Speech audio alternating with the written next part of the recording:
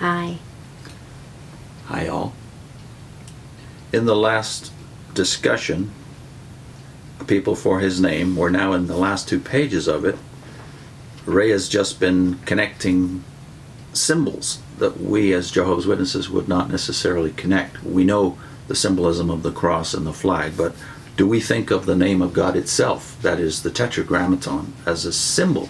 Well, Ray does. So he makes the connection with the cross. So we wanted to reread that paragraph where he introduces the connection with the cross. Because of the manner in which God's Son died, the cross has historically been used by Christian religions in general as a symbol of that death and what it signifies for mankind. The Apostle Paul spoke of that instrument, called the torture stake in the New World Translation, as representative of the very essence of the good news he proclaimed. Yet some make such a symbol something sacred in itself, even going to the point of attributing near magical powers to it, as though that symbol were a charm capable of protecting them from harm and evil, from demonic powers. In thus superstitiously perverting the symbol, they prove false to the Son of God, whose purpose on earth is summed up in that symbol. To which he has a footnote as well, where he says the person who wears a flag on his lapel admittedly proves nothing thereby as to the genuineness of his patriotism. The person prominently displaying a crucifix on his person likewise proves nothing as to his Christianity, and would seem to manifest a similar mindset to that of the flag wearer. Many who do so must honestly admit that they would feel a sense of unease, even a degree of insecurity, if they should not have the crucifix on their person. Any person finding this true in his or her case should confront the issue as to whether such dependence on a symbol does not actually detract from that which is symbolized, robbing it of a measure of its importance. And then Ray goes on, what is true of such symbols can also be true of a word that is used to symbolize a person, including the person of God. The name, represented by the 4 letters of the Tetragrammaton, Yahweh or Jehovah, is worthy of our deep respect, for it figures with great prominence in the long history of God's dealings with men, and particularly with his covenant people of Israel during the pre-Christian period. But the Tetragrammaton, however pronounced, remains only a symbol of the person. We commit a grave error if we attribute to a word, even though used as the name of God, importance equivalent to that of the one it represents. And it is far worse if we view that word itself as a sort of verbal fetish, talisman, or charm, capable of protecting us from harm and evil, from demonic powers. By so doing, we demonstrate that we have actually lost sight of the true and vital meaning of the name of God. We can make it something prominently exhibited, as a flag or a crucifix are exhibited, but prove nothing as to the genuineness of our reverence for the true God. Some among Jehovah's Witnesses who have come to realize how far from the scriptural teachings many of the organization's positions are, and even some who have come out of that organization, nevertheless express the feeling that God must do something to correct the situation, because it calls itself Jehovah's organization. They feel it is certain to receive special attention from God. In view of all the scriptural evidence discussed, there is no reason to believe that the Almighty God, the Father of our Lord Jesus Christ, has any greater concern for the religious movement named Jehovah's Witnesses than he has for any other of the world's religions, which unquestionably claim to speak in his name, including the Church of God movements, the Church of Christ movements, and for that matter, the Roman Catholic Church, with its hundreds of millions of adherents.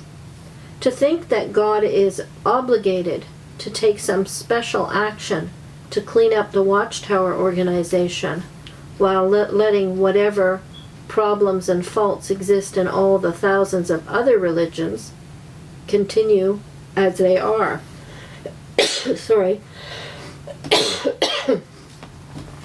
is not, I feel, based on any sound scriptural reason. You'll have to continue, Daddy. Okay. No people on earth were more intimately connected with the name represented by the Tetragrammaton, Yahweh or Jehovah, than the Israelite nation, those to whom the words, "You are my witnesses," were originally addressed. Yet God did not straighten out that nation, nor did his Son do so. The desire on their part, particularly that of the national leadership, for change was absent. The evidence is that it is similarly absent in the Watchtower organization as an organization. God's taking out a people for his name, thus, has far greater depth of meaning than merely the application of a nominative word, and our demonstrating ourselves to be among those sanctifying and proclaiming God's name calls for far more from us than simply the repetitive use of Yahweh or Jehovah or any other single term. Just as it is easy to display or wave a flag or wear or kiss a cross, but far harder to live in accord with the principles these are considered to stand for, so too it is relatively easy to take on our lips a certain word as a name, but far harder to honor that of which such word name is solely a symbol. We genuinely honor and make known our Father's name in the true sense only if we live lives demonstrating ourselves to be his children, emulating him in all we do, having his Son as our example. And so he ends his chapter, "A People for His Name." I'm so glad he makes the connection with the use of the Tetragrammaton in application to God's covenant relationship with Israel, which of course is, shall we say, in suspension now, a very controversial subject even among Christians as to what that means. But his saying, well, God has no obligation to clean up Israel, and he has no obligation to clean up Jehovah's Witnesses or any other church out there.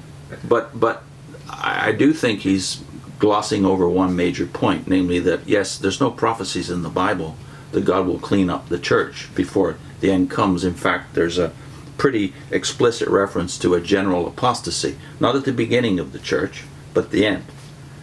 But there are lots of prophecies in the Bible about God doing something with unbelieving Israel before the end comes, including in Paul, Romans 9 through 11, of course. So we want to put a video on your screen about how God will vindicate his name according to the prophets, Ezekiel 36, and also to the first of our Paradise Lost series, where we make the point that in our project, the 220 odd pages you produced on your, was it 3 typewriters? 3 typewriters, yeah. But we went through over about a space of a year and produced this document. One of the major subjects was God's dealings with Israel and the covenant promises of the Old Testament. So we'll put the first one of that series, Paradise Lost, also called The Counterfeit Kingdom of the Watchtower, on your screen. And the next chapter is The Greatness of the Good News.